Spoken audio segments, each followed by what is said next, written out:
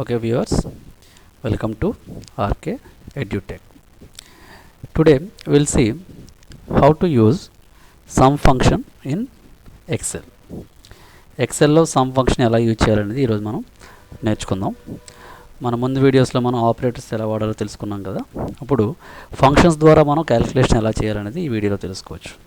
First మనం ఒక new XL sheet open చేద్దాం, లాస్ట్ టైం ఓపెన్ చేసినట్టు. ఇప్పుడు చూడండి, ఇక్కడ ఎంటీ సెల్స్ ఉన్నాయి. మనం కొంచెం డేటా ఎంటర్ చేసి దానికి సమ్ ఎలా వాడాలో చూడొచ్చు. నేను రికార్డ్స్ ఎంటర్ చేస్తున్నాను. ఫస్ట్ నేను ఒక సేల్స్ అనే ఒక లేబుల్ ఎంటర్ చేసి కొన్ని సేల్స్ ఎంటర్ చేస్తున్నాను. ఫస్ట్ ప్రొడక్ట్స్ ఎంటర్ చేస్తున్నాను. ప్రొడక్ట్ అండ్ సేల్స్ అని ఒక డేటాబేస్ ఎంటర్ చేస్తున్నాను. ప్రొడక్ట్స్లో కొన్ని ప్రొడక్ట్స్ తీసుకుంటున్నాం. ఏంటా ప్రొడక్ట్స్ అంటే సపోజ్ కొన్ని టీవీస్, అలాగే ఎల్ఈడీస్, ఎల్సిడి, కంప్యూటర్స్, ఇలా కొన్ని ప్రొడక్ట్స్ ఉన్నాయి మన దగ్గర. ఇప్పుడు మనం ఏం చేయాలంటే దానికి సంబంధించి సేల్స్ అనేవి ఈ సేల్స్ అనే కాలంలో మీరు 1 by 1 ఎంటర్ చేయండి. ఇప్పుడు టీవీస్ టోటల్ మనకి 2,25,000 సేల్ అయింది. ఎల్ఈడి 50,000 వరకు సేల్ అయింది. నెక్స్ట్ ఎల్సిడి అనేది 75,000 వరకు సేల్ అయింది. కంప్యూటర్స్ అనేది 2 lakhs వరకు సేల్ అయింది.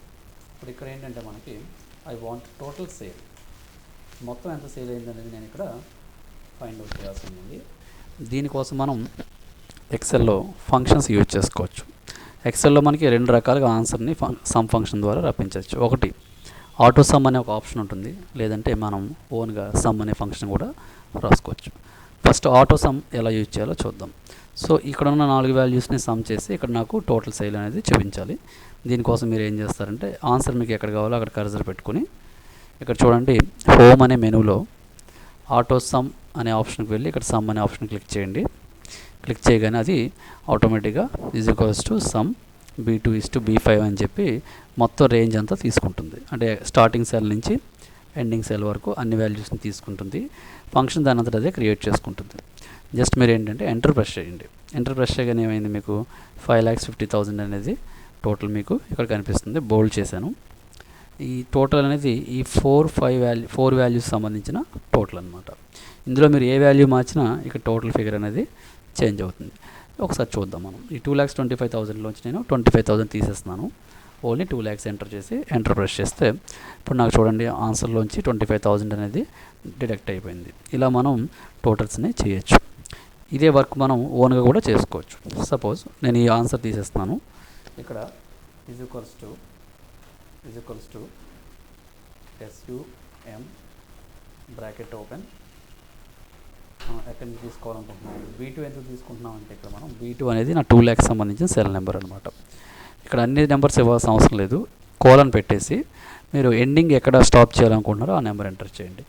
లాస్ట్ మనకి కంప్యూటర్స్ కాబట్టి కంప్యూటర్ అనేది B5లో ఉంది కాబట్టి దాని ఆన్సరు B5ని నేను లాస్ట్ సెల్ కింద తీసుకున్నాను. బ్రాకెట్లో వచ్చేయండి.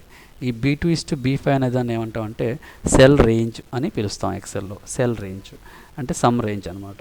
బ్రాకెట్స్లో మాత్రం ఇవ్వాలి. బ్రాకెట్స్ దేనికంటే ఫంక్షన్కి ఇలా బ్రాకెట్స్లో మెన్షన్ చేయాల్సి ఉంటుంది రేంజ్ని. సో సమ్ అనే ఫంక్షను ఈ 2 వాల్యూస్ మధ్యలో ఉన్న వాల్యూస్ తోటి ఆన్సర్ అనేది మనకి డిస్ప్లే చేస్తుంది. అంటే ఈ మధ్యలో ఉన్న వాల్యూస్ అన్ని యాడ్ చేస్తుంది అనమాట. ఒకసారి ఎంటర్ ప్రెస్ చేసి చూడండి, ఇందాక వచ్చిన ఆన్సరే మళ్ళీ ఇప్పుడు కూడా వచ్చింది. సో మనం ఓన్గా కూడా రాసుకోవచ్చు ఫంక్షన్, లేదంటే మెనూలో ఉన్న ఆప్షన్ యూజ్ చేసుకుని కూడా మనం ఫంక్షన్ అనేది సమ్ ఫంక్షన్ క్రియేట్ చేసుకోవచ్చు.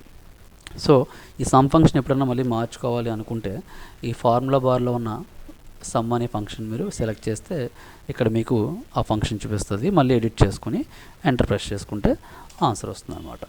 చూడండి, ఇప్పుడు దీనికి బోర్డర్స్ అప్లై చేస్తే మీకు టేబుల్ క్లియర్గా చూడొచ్చు. ఆల్ బోర్డర్స్ పెట్టుకుంటే మనం మొత్తం టేబుల్ని ఇక్కడ చూడొచ్చు.